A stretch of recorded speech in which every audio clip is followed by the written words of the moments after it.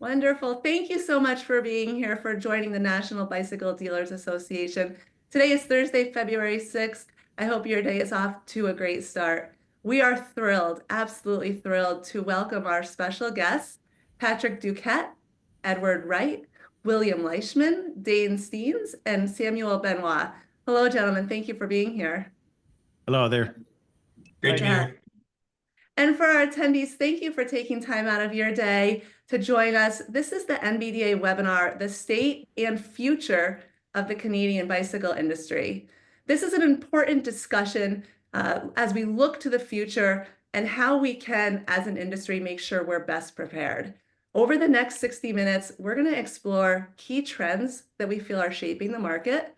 We're going to look at challenges. We're also going to look at those opportunities for the retailers and suppliers. And hopefully, at the time that we conclude, we'll have some strategies to ensure a strong and profitable 2025. Thank you for being here. Our goal today is to provide actionable insights into supply chain dynamics, retail strategies, and advocacy efforts that impact the industry. So whether you're joining us today as a retailer, thanks for being here, or a supplier, or industry advocate, we hope that everyone is equipped from the conversation with the knowledge to navigate the year ahead and hopefully drive growth and revenue growth in your business or in the opportunity that you lie in the industry. So before we begin, just some tips for as we move through the event today. We really do want to encourage your participation as an attendee and putting questions out to our panel members as we go along. There's a couple ways that you can do that. We have selected to turn the chat function on Zoom today, so you can communicate with the panel members or with other attendees as you wish. So you can go ahead and just use that chat function. There's also a Q&A function that you'll see available to you. So if a question comes to mind and you prefer to put it into the Q&A and just have us answer this question back live at the conclusion of the presentation, we'll do that. So as we're going along, if anything comes to mind, this is a safe place. We encourage your questions, and we want to make sure that if you have anything that you need help with, that we address that today. So please, please, please do use that chat and use that Q&A. So with that, let's kick it off with some introductions. I'd like to start with Patrick. You are the Commercial Logistics Manager at HLC. Thanks for being here.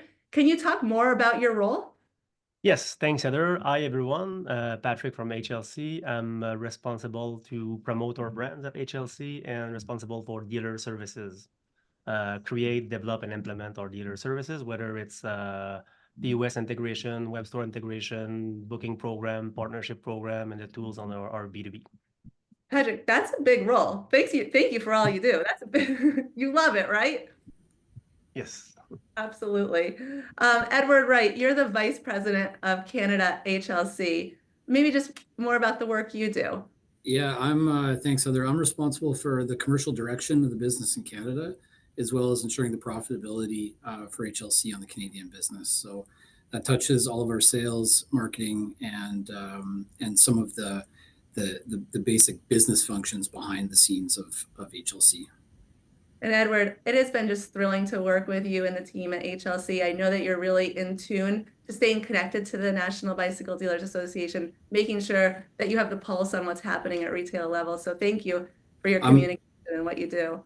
Thank you. I'm excited that we're pushing more and more of this into Canada and using some of that experience you have in the United States to help Canadian dealers in this country. It's really important to us. William, my good friend, William Leishman, president and founder of Scooteretti.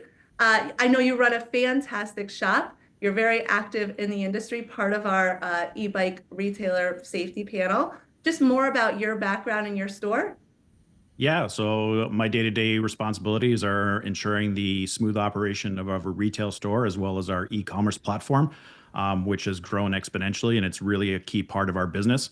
And over the last couple of years, we've grown from a one-man show, me, in 2010 to having a fairly large staff now, and pushing away from some of the day-to-day routines. I don't have to mop the floors anymore. So we actually have people to do that and help me do that, and really focusing on the business itself. And with all the new technology and all the new challenges that are facing this industry, I now get to spend some time and really focus on that. So yeah, really excited to. We have a great team, and we have some great competitors and great people that are attending these conferences. So excited to be part of this industry. It's better now than ever. So we're going to be positive through this presentation. I love the optimism. I'm so happy to hear of your growth. I know that you watch those financials, you monitor your business super closely. So I'm really excited to have your feedback today as we move forward. Another retailer, Dane Stennes, owner of Western Cycle. Dane is part of our NVDA P2 Canada focus group, so I get to work closely with Dane. Dane, would you introduce yourself, your store, and your background? Yes, absolutely. Thank you so much, Heather, for the invite onto this panel. I'm looking forward to a great discussion. Our store, Western Cycle, was founded in 1912. It's one of the oldest retailers, bicycle retailers in the country and North America. It's a family business. My father purchased it in 1972. I've been with the company since 1999 and became a partner in 2008. So I'm one of those true bike industry lifers. My role in the company has been well, first of all, we're a sporting goods retailer and a bicycle retailer. So we're a Source of Sports member, which is a co-op of 150 independent retailers. Focused on sporting goods. However, I'd say over the last 20 years or so, we focused on having a distinct, bicycle division and sporting goods division. My role has been really focused on growing the bicycle side of our company. And then similar to what William was just mentioning, the last couple of years, trying to focus on stepping back a bit, looking at the business from a high level and trying to work on it rather than just in it. Excellent. Thank you, Dan. I'm so thrilled to have you here. And it is great to know that you have that other side of that sporting goods background as well, because looking at what's been happening in that realm is interesting as well when we talk about the cycling industry. And rounding out our panel, I thought it would be really important to bring in the advocacy side as we're talking about a state of the industry. And I'm thrilled to welcome Samuel Benoit, Vélo Canada Bikes. He is the executive director. Samuel, share more about the work you do and Vélo Canada Bikes, if you would. Hi guys, thank you, Heather, for inviting me. Yeah, I'm a bit of an outlier in this conversation, but I'll say that I used to operate a community bike shop here in Ottawa. So I have a great appreciation for everything that you guys are doing. I used to have an account with HLC and love the smell of bike grease in the workplace, although it would glad that my current workplace doesn't smell like bike grease because my desk is in my bedroom. I am the executive director for Vélo Canada Bikes, and I've been doing this for a couple of years, and I'll go into more about the projects that we're doing, but we're a national nonprofit that was founded in 2012 that is working to build a bicycle-friendly Canada, and we're the national voice and organizing body for promoting cycling as an everyday transportation and form of recreation. Excellent. Thank you. Thank you all for joining. What a great panel. We have a great discussion planned for today. What we've done, attendees, is we've assembled a list of questions that we thought would be a great resource and overview that would tap into each one of our panel members' diverse backgrounds and experience to present what we are calling a state of the Canadian bicycle industry. So I'm going to go ahead and I'm going to ask those questions to our panel members, moving us forward today. But again, I encourage you, we are here to support you. You are our community. So if you have questions, please do place them in the chat or the Q&A, and we'll get to those at the conclusion of my prepared questions. So let's dive in. Edward, I'll put you on the spot and start right with you, if you don't mind. Just looking from a broad view, how would you say that you see the current state of the bicycle industry in Canada right now? I think that we can't start a discussion about the Canadian bicycle industry and the current state of affairs without mentioning Rocky Mountain and the current restructuring that they're going through, and that being a little bit symbolic of the fact that, well, I think we're in a recovery period from the post-COVID whiplash of inventory and supply chain issues, that there are still some pretty big potholes that we're trying to get around, and some very important companies to the business in Canada, to retailers and to the supply side, are still struggling to find their path forward. That said, on the P&A side, what we saw in the fall of last year was strong demand on HLC's inventory, which was indicating to us that retailers' inventories were normalizing and there was demand building at retail. And that was reinforced by a really strong booking operation that we saw last year that indicated further that retailers were back into a cycle of purchasing for future planning and not just reactionary buying. And we had really good demand on the deliveries in the end of Q4 and the first month of Q1, and that's important because P&A is generally the highest margin driver for retailers in their store, and so when we see a normalization of that demand and a pull from the consumer, that means that I think from the general IBD health, we're entering back into a more normal period where cash flow will be recovering to normal rates, and gross margins will come back, because we all know that retailers are really impacted mostly through bicycle pricing, but through P&A clearouts as well over the past couple of years, drawing down their profit through the hit on gross margin. Yeah, I mean, I see some of the retailers even on the panel shaking their head in agreement. So thankful for you for sharing that insight, especially into the P&A and the optics that gives us forward. What you mentioned at the start there, the restructuring of brands, it has been, as we look at brands and even retailers making moves to make sure that they can be profitable, it's been challenging to say the least, and I hate to see our friends, our brands restructuring. But if this puts us in a better position forward, then it's stuff that we need to do. Yeah, appreciate your insight there. I want to just move to Patrick then, because Edward, your mention of the P&A makes me think, just from a supply chain perspective, Patrick, if I could ask you, has that P&A inventory in Canada stabilized? I know that we had, I'm hearing reports in the States here of tires and tubes that'll last us for decades almost, I think. What does that look like? Has that inventory stabilized? Yeah, but first of all, there's no such thing as stabilization in the bicycle industry. But yeah, it's much more stable now than it was a year ago. There's still categories with overstock inventory, all in the supply chain, either at store level or supplier level. So supplier sometimes can be more careful on their purchasing side. If they have, like, I'm taking helmet, for example. If suppliers still have 1,000 helmet, they would be more careful to bring new product or new helmet in big quantities. So that's one thing. So yes, it's more stable, but there's still pocket of overstock here and there in some categories.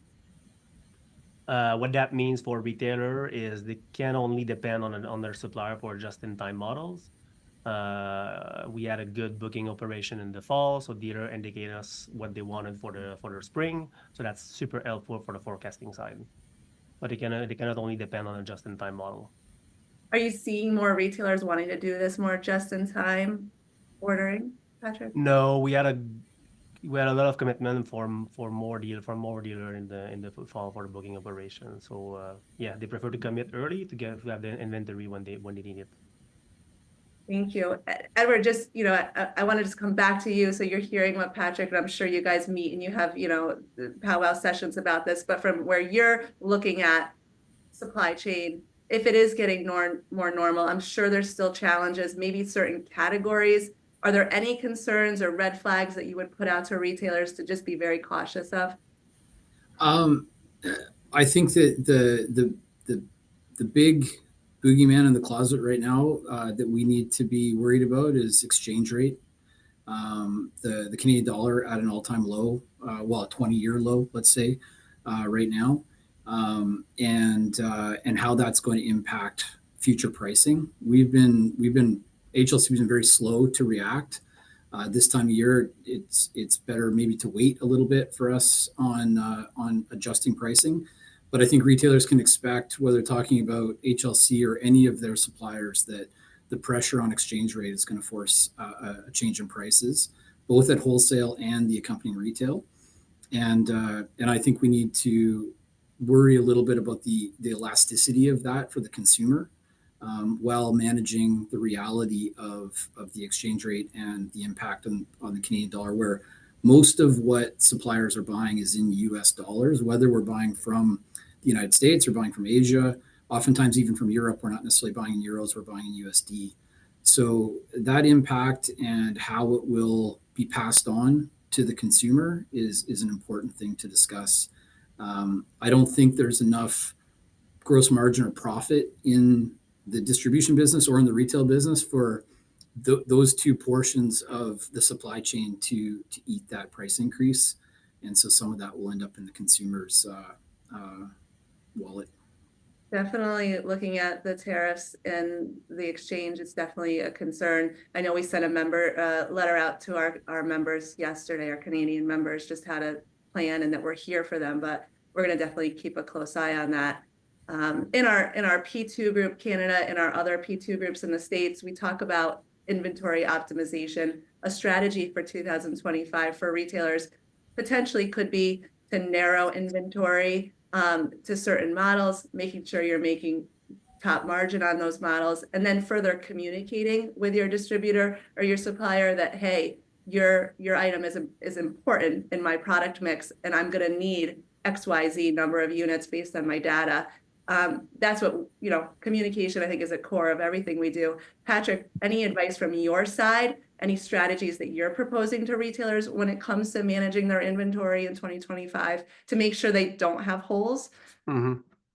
Yeah, exactly. I noted three. One is pretty much what you just said. So having a inventory management system that helps you capture the sales for your key and most profitable items. So whether it's a min-max system or something more sophisticated, the idea is to have the right amount of inventory at the right time, depending on the time of the year. With the seasonality in Canada, you don't need everything in the winter time, but you need your peak inventory on your profitable item in the spring. So basically using technology and reporting to help to balance your inventory. That's one. Second would be about the online presence. So think about your website as the main storefront. So thanks to the NBDA consumer survey that went out a couple of weeks ago, they just confirmed the trend that we're seeing on our end. So consumer are doing online research and they prefer to buy locally. So if you're a local bike shop, you have a website that displays all the product that you sell, and the website looks great, there's a good chance that consumer will walk in your store. On the same note, you shouldn't see a big gap between your web store and web store experience and in-store experience. So if a dealer can almost feel the in-store experience on your website, that's both things are aligned, because their web store is a storefront. Your web store is a storefront, basically. Third one, so on the nowadays there are so many options to buy online from a consumer standpoint. So when a consumer walk in your shop and let's say shop in the lock section, put a product in their hands, make them feel something. So online you cannot touch anything; everything's on the screen. You cannot touch product. So when the consumer walk in the store, try to put something in their hand as soon as possible, so at least he can feel something. He can feel the product. And that would be three advice. I love that. Yeah, and thank you for mentioning that consumer research. We surveyed 1,000 consumers, and the valuable feedback, as you mentioned, 99% of people said that their journey starts online. So tying that into your website, communicating why people should do business with you. And then also the feedback, the overwhelming feedback, Patrick, I don't know if you saw, but the desire to test ride and to see products and touch them. So the overwhelming response for doing business with the local retailer is so they can see, touch, feel those products. Patrick, just talking about how HLC is strategizing to help retailers with their inventory and planning in 2025. Are you able to help retailers by looking back on their historical purchases and maybe helping them make a plan to set those min-maxes? I'm finding a lot of retailers are kind of like lost a little bit when it comes to figuring out how many of what they should have in stock. Yeah, exactly. I mean, the min-max, it seems to be like a big project, but you need to start by your core assortment. Let's say 10, 15, 20 product. Start with a small assortment on your best seller, the one that sell the most. And that's a starting point. From there, HLC can help. We have staff within the company that can help retailer to suggest min-max. Doesn't mean we want to set them for, but we can suggest min-max based on the assortment. Excellent. Is there anything else that you guys have up your sleeve, like that you're working focused on for 2025 to support retailers with? Yeah, it was something that we've been doing for quite some time with our booking tool is to help dealer plan their receipt throughout the year, the spring or winter. So, and that comes with multiple shipping windows. Multiple shipping windows mean different payment terms.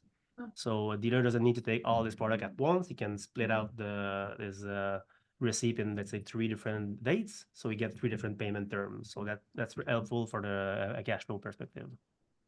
Excellent. I'm sure that's helpful. I would like maybe let's get a retailer involved. William, if you don't mind, if I get you into the conversation now, listening to the excellent, feedback that Edward and Patrick has given us, thinking about the tariffs on the horizon. How do you think, as a retailer, what strategies would you give to other Canadian retailers to kind of manage the challenges that we have right now and then best position for the future? Yeah, it's a change. The last couple of years, I think we can all agree that being in the bicycle industry or in retail for that matter has changed dramatically. And we need to keep up with tech. I mean, tech is here. Tech is actually more affordable than it's ever been. And it's easier to use than it's ever been. Software developers are making these products easier and easier for the average person to use. And I'm not even going to touch AI yet because that's one of my comments I'm going to talk about, but that's going to make things even easier again, and certainly a lot more competitive for all of us. I think there's a couple of things that the retailers can do. The number one thing I think is the most important, and the MBDA does a great job at this, is know your cost of doing business. If you don't know how much it costs you to run your business and how much it costs you to sell a specific product, or worse yet, keep it on your sales floor or keep it on a shelf, you got to do something about that. You got to know what your actual costs are. I mean, I'm going to take it from the MBDA study, and it basically says that, bicycle retailers have an operating average of about 41% from all of the respondents, that's a reality check. And if you don't know that number and you don't know what your own internal number is, that's a problem. And that's something I think you need to put as priority number 1 for 2025 and moving forward. Really, really take advantage of that. If you're struggling with knowing your numbers, I really think the other thing is to also take advantage of the NBDA, is to really look at the P2 project. Heather, you've done an amazing job on putting that together, and the whole team. If you're not comfortable with numbers or intimidated by numbers or intimidated by technology, that is a great program to be part of, where you can share with other retailers and really do some brainstorming and really get to know your business intimately, and pretty much guaranteed you will find opportunities through that. The other thing is, I think, Patrick and Edward touched base on it, and you touched base on it, is consumers are tech savvy, right? The recent research from Think with Google came back and said that 65% of Canadian shoppers now will always do browsing and learn about the product before coming into a store. Mm-hmm. And that's being reported by Google. So we know that that's probably a pretty accurate number. And as we all know, consumers are more price conscious than they've ever been, and especially with all the issues that have recently come to light, where it's going to be even more challenging in 2025 with the uncertainty. Until we get some more clarification on what direction the market and the economy is going to be going, people are going to be price conscious. I think they're going to keep their wallets tight to them, and it's not going to be easy for them to open up and make a spend. And if they're ready to make a spend, I guarantee you it's going to be very, very competitive. We're going to be fighting for some dollars in 2025. And as Patrick also touched base on, is you need to have technology. Your website is your storefront sign. No longer do people drive in front of your store and look at that, says, "Hey, Scooteretti, we sell electric bikes." It's the web. The web is our storefront signage, and you got to make sure that website looks awesome, and it has to work. If it doesn't work on a mobile device, and it doesn't work on a desktop, and it doesn't work properly on a tablet, fix it. Not today. Not tomorrow. Today. It's really, really important to make sure you get that. I think those are some of the things you really want to watch out for. William, I'm so happy to hear you bring the financials into, one of your things that you would suggest retailers have a firm understanding their cost of doing business. I was recently at a trade show here in the States, Cab to East show, leading a seminar on financials. I asked the retailers, a group of 50 plus retailers, who has a budget in place for 2025? 2 hands went up, 2 out of 50. If we don't have a budget in place, we don't understand our cash flow, we can't communicate with our suppliers, we can't plan our inventory timing. You need to have this North Star of your business. So, William, great, very great advice there, sound advice for our retailers on the call. I want to stay positive and very optimistic, but I also want to be, very based in reality. There's some challenges that businesses are facing. So maybe if we just talk about like what some of those challenges were and maybe share how you overcame them. Dane, could I ask you this question? Maybe some biggest challenges that you occurred this past year and what you did to get through them? Absolutely. And I think many, if not most retailers, share in these challenges, and these won't come to any surprise. It's sustained profitable in an already traditionally low net profit industry. Squeezing margins, even that 2 or 3%, can really make, it can mean running a modest profit or loss, right? So it's what's happened with the downswing post-COVID is really the last couple of years really exacerbated a current issue that we face in our industry of low margins. Like taking an already fairly fragile formula and then stressing it further. And then the other challenge has just been moving that aged product, particularly in even still in some highly saturated segments. For example, like for mid to high end full suspension bikes could be one, at least for us, is a problem. So that's a problem when there's so many choices for consumers out there, and it seems to be like everything's 20 to 40% off or more. And hopefully we're seeing some light at the end of the tunnel there, and I think it's happening. But some solutions to those challenges that has helped us has been, 3 main things: expense control, margin boosters, and inventory control.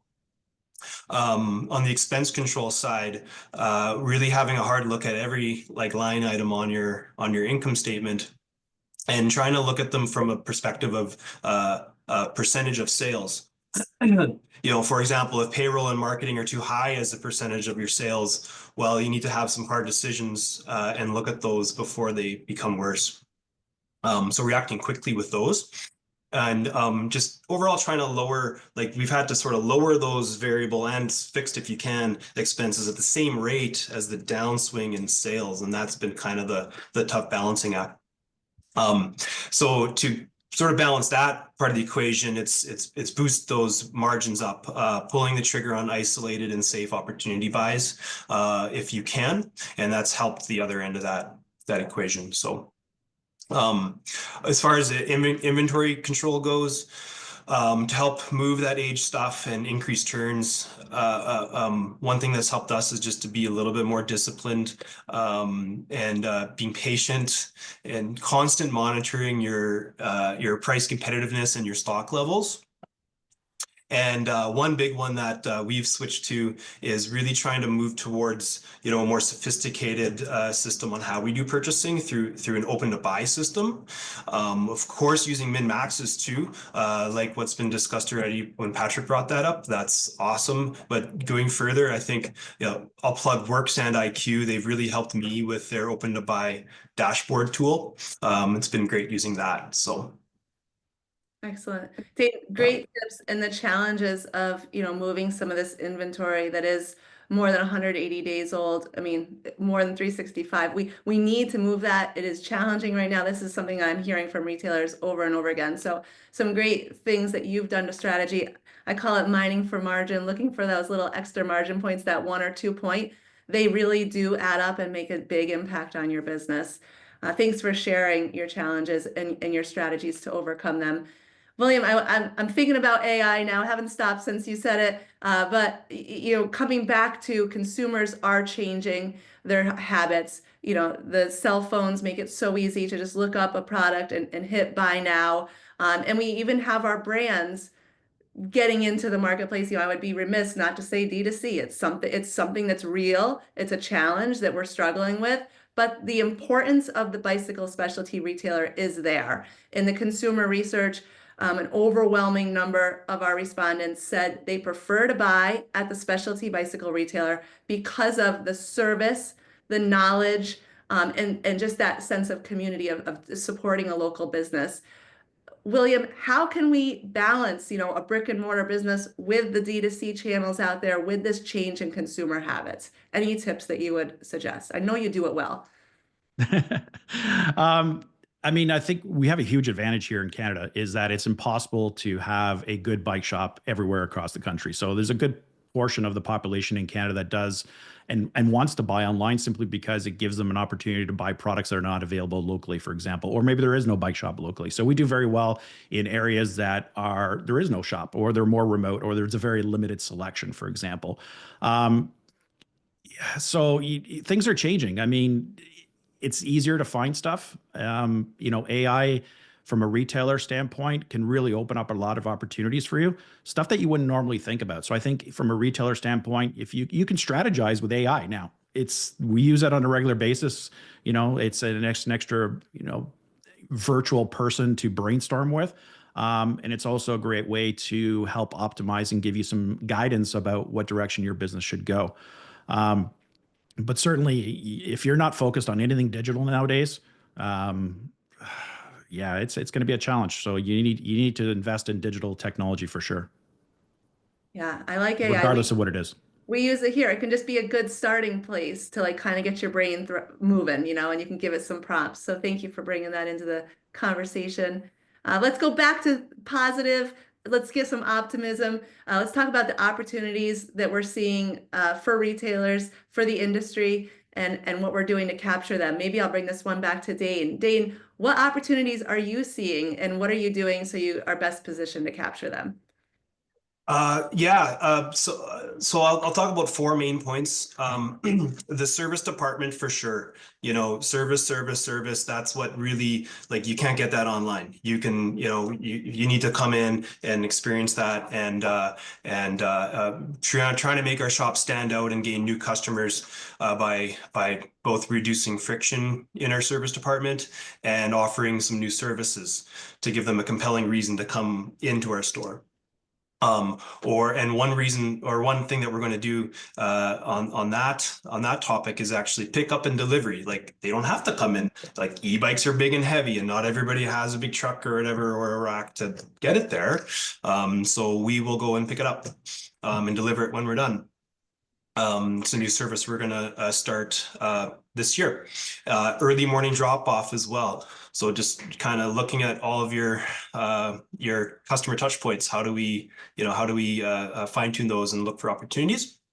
And then expanding the services in our departments. How do we become the most cutting edge, service department? Like in-house suspension service is one thing that you can do. The chain optimization services that are coming out, and waxing looks like it's getting a bit more popular. But and piggybacking on that service is servicing more e-bikes. I think there's a big market there that we're currently, as a traditional IBD, not really getting into, but we're tired of turning people away that didn't buy their e-bike from us, whether they got it online or somewhere else. So developing a process for us to safely and confidently work on these bikes is going to, I think, attract more of an audience that under our tent where they otherwise might not come into our store. And just looking for a customer-centric approach with that, and is going to help us out. And then I know, Heather, you've mentioned in some of the MBDA newsletters, the circular economy, I think is a bit of an opportunity for us too. So offering trade-ins, particularly because there's I don't know the specific data, but there's probably a high amount of used stuff out there the last couple of years. So offer trade-in and then sell that bike, and then you control the cost and the retail. Maybe you can make some extra margin. And then just finally, like looking at a gap analysis from your KPIs, like if you can set your key performance indicators, whether it's average bike price, average add-on, and then work order size. If you can, set those a little higher, develop strategies to push those numbers up, run the numbers with the same amount of traffic and bikes sold, you probably have a decent little gap there that you can capture. Dane, thank you for sharing those. I think it's so important, the power of peer sharing, where we come together and we share what's working for us. And I'm watching like Patrick and Edward, they're nodding their heads. I'm sure you talk to hundreds of retailers and you're probably, some of this is aligned with what you're hearing, this focus on service and focused on the circular economy. So really enjoy your feedback, Dane. I think I'd be remiss if I didn't talk about electrification, e-mobility. It's a growing segment. William, I'm going to pass this one over to you. I mean, this is like your wheelhouse. I think more retailers should look at e-bikes as a source of revenue, as a category that they could grow with sales and with service, as Dane was mentioning. Any strategies for a retailer thinking about embracing e-bikes into their location? Yeah, I mean, I think we all can agree that e-bikes are definitely redefining the cycling industry. I mean, if you don't believe in it, I think you need to do some bit more research on it. But it's also I think it's an amazing opportunity for all of us, regardless if you're in it today or not. I think you definitely should seriously look at it and add potential product to your portfolio, because I think e-bikes is just so complementary to existing bicycle segment. And it's going to bring in a whole different category of customer. In talking to local retailers and through the years of just in general, is I think a lot of retailers have a fear that e-bikes is going to take away from their traditional bicycle business. And I have to disagree with that, because what you're going to find is you're going to find a whole new customer base that's going to come into your store that wouldn't even consider it a traditional bicycle, because they might have some sort of, disability, or they have, an intimidation of going into a bike shop, or they just somehow in their mind figure they can't ride a bicycle. E-bikes opens up a whole new category of customer that we haven't seen in a long time. And the nice part about it is it's typically a higher price point product, and it's also something that we can earn more margins. So we're all talking about how we can make the industry better, how we can all increase revenues. It's sitting right on our lap. And unfortunately, a lot of people are not taking advantage of this. So definitely, I think people need to, or owners or retailers really need to think about it and about what are the benefits of e-bikes. Look at it from a really positive perspective. If you haven't tried one, before you criticize it or comment it, ride one. Spend some time. And I'm not saying a 5-minute bike ride. Rent one for a weekend, ride it, push it to its limit. I think you'll agree that there's some great opportunities. It's a great way of adding product mix to your collection. Whether you're in, you focus on selling commuter bikes or mountain bikes, or you want to get into cargo bikes or folding e-bikes is a great way to get into having something that's portable for people. And in the commuting segment, I mean, that is perfect for e-bikes. And more commuters are looking at e-bikes as an alternative to public transportation and using a car. These types of customers probably already have a mountain bike, a traditional mountain bike, or a road bike, or a gravel bike at home. This is just an extra tool in their collection, or an extra toy in the collection, and it's fun. I mean, when people have fun, they're going to come in and buy more e-bikes. They're going to buy more accessories. They're going to tell more people about it, and it's just going to help the whole industry grow. And when it comes to service work, well, I think we can all agree that e-bike customers as a whole spend more money on service work than traditional bicycle owners. I mean, if you have a $300,000 to $500,000, $800,000 bike, you're not going to spend $500 on doing a tune-up or $800 on a tune-up typically.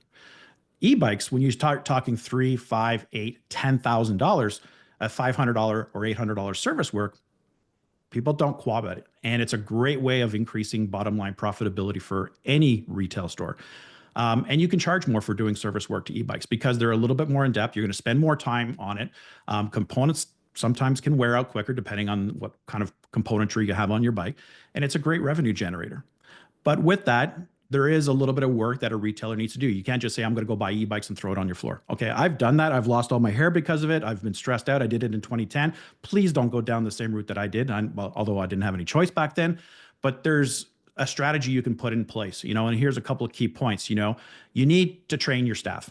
If you think you're going to buy e-bikes and you're going to put them in a corner and nobody knows anything about it and they're going to gather dust, don't even bother getting into e-bikes, because it's going to be a dead dog. It's going to consume a lot of your cash flow and you're never going to sell them. Make a commitment to train your staff and be knowledgeable about the product and display it in an area. Don't hide it. Display it somewhere where it's visible in front of people. And the biggest thing is make sure that your staff are going to take people out and put their bum in the saddle and take them for a test drive. And like I said before, it's a whole new demographic of people. You're going to get older adults. You're going to get commuters. You're going to get a whole new category of people, of customer coming into the store, which is just really cool. It's different. And it's just fun to talk to these people about getting them back on a bicycle. And I'll tell you one thing is that when they do buy one and they go out for a bike ride and they come back, they're going to have the biggest darn smile on their face. And they're going to tell so many people about how amazing this product is, and also talk great about your shop and how you radically change their life cycle. And I guarantee you that's easy sales. So I'm giving you some of my strategies. I'm probably telling you more than I should because it's going to affect my business possibly, but I think it's a great opportunity for everybody to really seriously consider e-bikes in 2025 as part of their collection. I love that. Yeah, and I like your cautionary. It's not just bringing in a couple bikes and putting them on the floor. You should have a plan in place and make sure that you fully understand what you're bringing into the store, what you're selling. But those retailers who have done that, the opportunities for these diverse customers, we have retailers hosting a learn more about e-bikes educational event at their store. And they even showcase and highlight different parts and accessories that can be sold with an e-bike. Maybe Patrick, I'll ask you if there's a retailer on the call now who's like, I don't even know what parts and accessories I would need to sell with an e-bike or stock in the store. Does HLC have a good understanding, and can you help a retailer kind of navigate what they would need to bring in store? Yep, definitely. I mean, with the category growing, I mean, we're seeing new product being launched by our brand. So there's new product that are being launched in the e-bike category. Our sales team are trained to propose product to our dealer. Excellent. William, how long did it take you guys to get some traction with e-bikes? Was it bringing in like 3 e-bikes year one, or just strategies for someone who's maybe listening and not selling any e-bikes in their store right now? Would you say commit to a certain amount of floor space? It's kind of a broad question, but anything about someone who's like, oh, maybe I should consider e-bikes? Well, I think you need to understand what your market is. I mean, if you have 10 e-bike shops right beside you, do your homework and make sure that you're skilled before you do it. But if you're one of the few retailers, they have a couple of e-bikes on the floor, I think it's a great way to start. I mean, getting 10 bikes in, and you don't need to go with the most expensive, but you don't want to go with junk either. I mean, my single biggest piece of advice for you is don't go with junk, because it's going to create nothing but a headache. Your staff are not going to be very happy. You're not going to be very happy. It's just going to create a headache. So you don't want to go necessarily with the direct-to-consumer products that you see advertised online that you get bombarded with on Facebook and Instagram. And if you don't already get bombarded with Instagram and Facebook page, just go to Instagram, type in electric bicycles, and I guarantee you will be bombarded with every brand that you've never heard of in the world, hitting you with marketing of some sort, telling them how great their e-bike is and how powerful it is. Go with some major brands that you know of. The number one piece of advice I can get is make sure you can get it serviced. Make sure you're dealing with a brand that has part availability for the future. Stick with the name brand, so I don't need to tell you who they are. You know who they are. Work with them, and I think you'll be really happy. And start with 5, 10. And if you're not selling any e-bikes right now, I'm sure your rep is going to be more than happy to sell you 5 to 10 bikes on the floor, because his boss or her boss is saying sell e-bikes. Yep. Sell e-bikes. So they're going to work with you. And there's a lot of good resources out there. And you're not going to have to go through the same pains that I did. The industry is accepting and customers know about e-bikes. And I definitely think try it. There's no harm in trying it. Now, I guess the only piece of advice I would give additional is, goes back to the numbers game. E-bikes are expensive, and they're expensive to hold in inventory. Make sure make sure you're making the proper commitment. Make sure you have the finances to support it. Okay. Don't overextend yourself financially to get into the business. Plan for it if you don't have the financials to do it this year. If you do have the financials to afford buying e-bikes this year and have it on your floor, go ahead and do it. I think you won't be disappointed. Excellent. Some good tips there, starting with knowing what your market is and who the customer you're serving is. Dane, I'll bring you in before we get over to Samuel. Sorry, Samuel, I'm over here in the industry inventory world over here, retailer best practices. I'll get to the advocacy part. Dane, just focusing on profitability. It's challenging times right now. We saw a decline in door traffic. I know that retailers are struggling with cash flow right now because of the discounting, because of the lower margins. We're selling below our cost of doing business. As we spoke earlier, if a cost of doing business is 41 points or 41% of your sales, you need to be selling product at 41% or more, or you're taking a loss. So any strategies for profitability that you're focused on for 2025? Yeah, there's so much there to talk about. And none of these things that I'm going to talk about are really unique or revolutionary. Really just solid, back to basic, business practices that have worked for us. So 6 things that I sort of came up with. It all starts with having a plan. Use the slower off-season months, build a well-thought-out plan, train your team, refine your processes. What I mean about a plan is, monthly income statement projections and a documented plan behind how you will get all those numbers and put all your numbers in. Once you have a plan, communicate that with your team, get their buy-in, and then track everything and look at it often.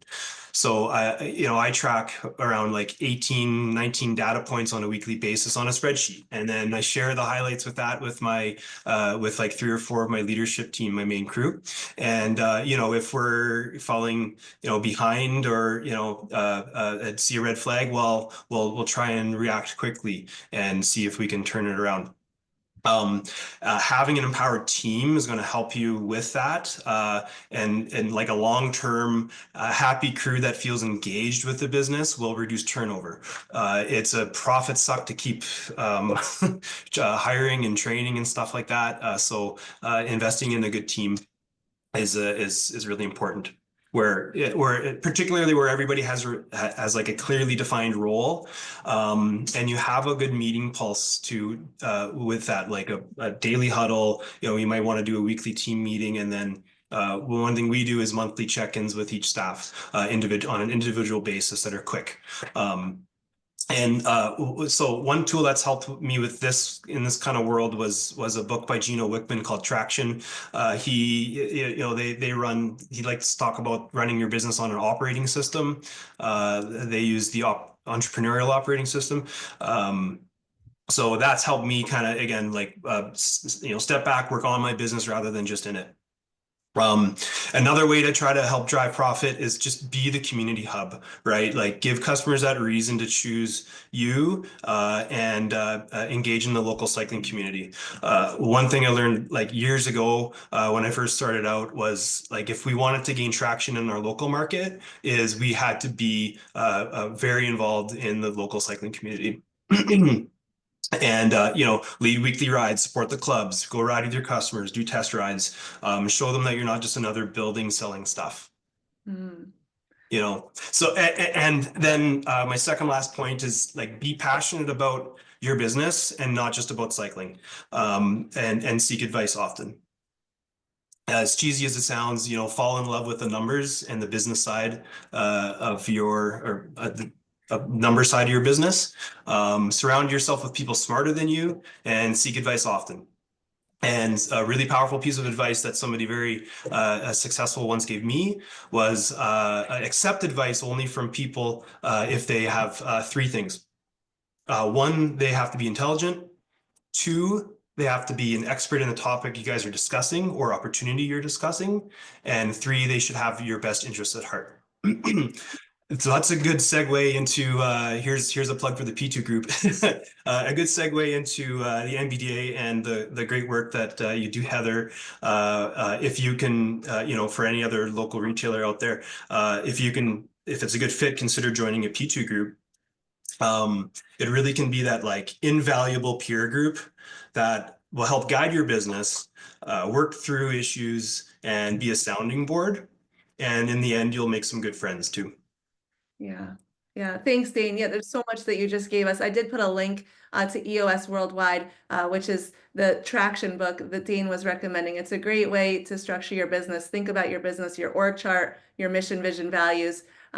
You gave so much information there, setting goals, communicating them with your team, and looking at your numbers on a set cadence so you can react quickly. You don't want to wait 6 months and then it's, too much time has gone by. You can't make the adjustments. So looking at your numbers weekly, bi-weekly, monthly. Some great tips there. Samuel, I'm so interested in hearing from your side because we are what I think is growing alarm kind of on looking at the door traffic swings slowing down. I'm reading that ridership numbers are up, but I'm hearing from retailers that customers are not coming in at the same cadence that they used to. So you're playing such a role in making sure that you're advocating for cycling on multiple levels. So I'm thinking like, what policies are you seeing that are happening maybe at municipal or provincial levels? And what role does the federal government have in shaping just the future of cycling in Canada? Like, how is that looking from where you sit? Yeah, indeed. It's our position that the one of the things holding your industry back is the confidence that one of the things is that we think is holding the industry back is folks having the confidence that when they go out for a ride, they're not going to lose their lives or get injured in the process. And we think that if we can address that we're going to bring you guys a lot more customers, diverse customers across the country all year round are probably going to choose to ride more. So that's something that we're working on. And indeed, a lot of the planning and decisions for on what leads to great places to ride is happening at the municipal and provincial and territorial level. The catch in Canada is that municipalities are chronically underfunded. That means that even when advocates manage to convince their city council or staff to build that bike lane or fix an intersection, that they don't have the budget to do it. That's why we need to make the case at the federal level of the fantastic health, economic, and environmental benefits that everyday cycling has for Canadians. Yeah, that safe place to ride, not being concerned when they put the Lycra on, go out on the streets. That's a big point that you bring up. You're a leader in what is called a movement for a bicycle-friendly Canada. What does that movement look like? I'm afraid maybe some of our attendees might not know what the bicycle-friendly Canada movement is. Can you talk about that a little bit and some of the progress that you've made, Samuel? Sure. Yeah. So actually, I can say that I'm looking at the attendees. I've got a bunch of our members are here. Excellent. But for those of you who haven't heard of our organization, it's very small. But for the first 9 years of our existence, our two main policy goals were the creation of a national active transportation strategy and the establishment of a dedicated fund for active transportation infrastructure. Like I mentioned, municipalities don't have the money to build everything that they'd like. So to further that, we organized several national bike summits, lobby days, co-hosted Bike Day on the Hill. There's a photo behind me of the last event in 2024. We established the all-party cycling caucus of MPs and helped to draft a private members bill, released a position paper, and we've built a diverse national coalition to further this. And after almost a decade of advocacy, we did that led to the establishment of an active transportation strategy and our first dedicated fund for active transportation infrastructure. That fund was 400 million, and it was intended to last for 5 years, but it was the huge demand led for it to be receive $3 billion in applications from municipalities and others. And it was depleted well before the end date. So since that time, I've been working to advocate for continued funding to make sure that the funding continues to flow. Having a lot of meetings with politicians, other members of our network, with policymakers, public servants. And finally, in December, the government confirmed that the existing fund will be continued under a new public transit fund. So that was a big breakthrough for us. That's going to lead to continued federal funding for cycling infrastructure to flow in 2026. So that's good news, kind of wonky, but important. We think it's really important to the movement and to this industry. Fantastic work. And I do see someone mentioning in the chat from Bike Kitchen in Windsor. It's so nice to see you here talking about the advocacy work, and he encourages more retailers to get involved. Samuel, looking into 2025, is there any projects that you're working on that you'd like to share? Yeah, well, we're going into a decisive election this year. And so we're working to build the cross partisan support for this work and for this type of funding to make sure that what we've accomplished doesn't evaporate after the next election. I just met with a conservative MP this week to talk about the importance of cycling and the importance of this funding. We're also we're going to organize another event, an event called Bike Down the Hill. You see the photo behind me of our last event. It was really successful. And you can check out our website for lots of photos of look for some photos of your MP or senator riding bikes on the hill. I'm putting the link in the chat here. And we're also going to be doing some policy work on e-bikes. We also share the view that it's going to bring a lot more Canadians into this into cycling and into your industry, but we think it needs to be cleaned up, and some more work needs to be done around policy and programming to make sure that Canadians can trust that they're getting access to high quality e-bikes that are safe. And then we also do a lot of work to support the local cycling advocacy community. We hold monthly calls where folks get together to strategize, and we provide advocates with data, research tools to do their advocacy.